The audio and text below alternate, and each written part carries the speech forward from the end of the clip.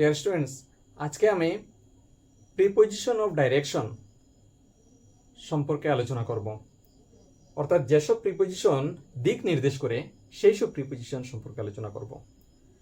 কতগুলি most common preposition, যেসব preposition সব ধরনের কম্পিটিটিভ এক্সামে আসে, তাছাড়াও আমাদের ট্রেডিশনাল এক্সামেও আসে, সেই সব প্রিপজিশন আমরা জানব।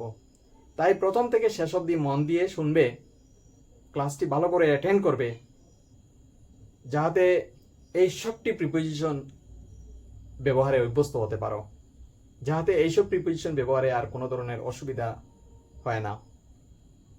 আর আমার চ্যানেলে নতুন হলে চ্যানেলটি সাবস্ক্রাইব করে পাশে থাকা বেল আইকন প্রেস করে রাখবে। তো চলো আসা যাক মেইন টপিকে। দেখো, এইসব প্রিপজিশন আমরা সবাই জানি।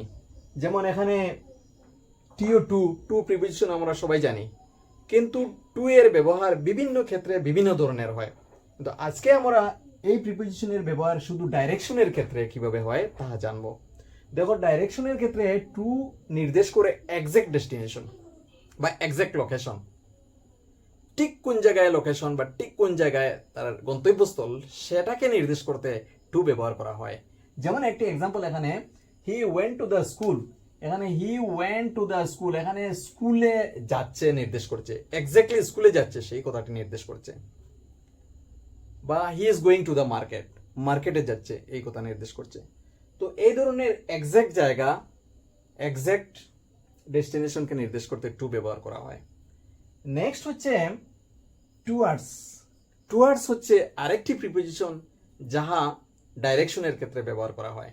টুয়ার্ডস এর অর্থ হচ্ছে ইন দ্য ডাইরেকশন অফ, ওই দিকে। টুয়ার্ডস এর অর্থ হচ্ছে ইন দ্য ডাইরেকশন অফ, অর্থাৎ কোন একটি বস্তুর দিকে বুঝাচ্ছে।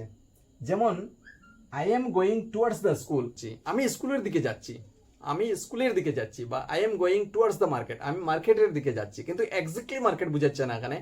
এই হচ্ছে বেসিক ডিফারেন্স টু এবং টুয়ার্ডস এর। নেক্সট হচ্ছে ইনটু, ইনটু হচ্ছে কোনো জিনিসের মধ্যে প্রবেশ করা বোঝায়।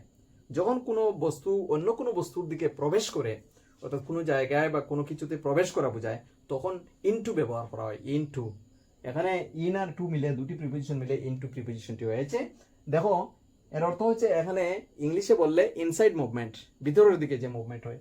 যেমন এক্সাম্পল, যেমন অনু ফেল ইনটু দ্য রিভার, অনু রিভারের মধ্যে ঢুকেছে বা রিভারের নদীর মধ্যে গিয়েছে। নেক্সট হচ্ছে এফ আর ফর হচ্ছে আরেকটি প্রিপজিশন যাহা ডাইরেকশন বোঝায়। যেমন হি লেফট ফর লন্ডন, সে লন্ডনের দিকে যাত্রা করেছিল।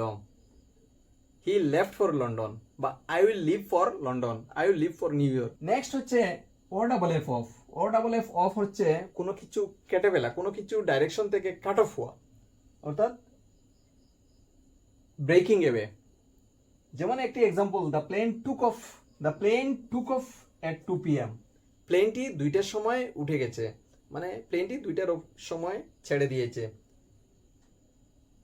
তো ওই জায়গা থেকে কাট অফ হয়েছে, অর্থাৎ এই এয়ারপোর্ট থেকে দূরে সরে যাচ্ছে, ঠিক 2টার সময় প্লেনটি সরে যাচ্ছে, অর্থাৎ টেক অফ বা টুক অফ। এখানে পাস্ট টেন্সে লেখা আছে, তাই এখানে the plane took off at 2 PM হয়েছে। বললে the plane will take off at 2 PM বলতে পারবো। ঠিক আছে, তো এই হচ্ছে অ ডাবল এফ অফ এর ব্যবহার দিকের নির্দেশের ক্ষেত্রে। নেক্সট আরেকটি হচ্ছে from, F R double M, from হচ্ছে পয়েন্ট অফ ডেপারচার বুঝাইতে ফ্রম ব্যবহার করা হয়। যেমন একটি example, he brought medicine from the shop, কোন একটি জায়গা থেকে কোনো কিছু আনা হয়েছে, অর্থাৎ ওই দিক থেকে আসছে, এই ধরনের বুঝাইতে কি হয়, ফ্রম প্রিপজিশনটি ব্যবহার করা হয়, ফ্রম। তো এই হচ্ছে ফ্রম প্রিপজিশনের ব্যবহার। যেমন he brought medicine from the shop, I bring some water from the well. তো 6টি প্রিপজিশনের ব্যবহার। তো ভিডিওটি ভালো লাগলে একটি লাইক দিয়ে দেবে। আর কোনো কিছুতে যদি ডাউট থাকে, কোনো কনফিউশন থাকে প্রিপজিশন সম্পর্কে, এইসব প্রিপজিশন ছাড়াও আরো বিভিন্ন ধরনের প্রিপজিশন বা কোনো কিছু ইংরেজিতে ডাউট থাকে, তাহলে ক্লিয়ার করার জন্য আমাকে কমেন্ট করে জানাবে, আমি কমেন্টেও দিয়ে দেবো। তাছাড়া প্রয়োজন হলে আমি ভিডিও বানিয়ে দিয়ে দেবো। ঠিক আছে, ধন্যবাদ।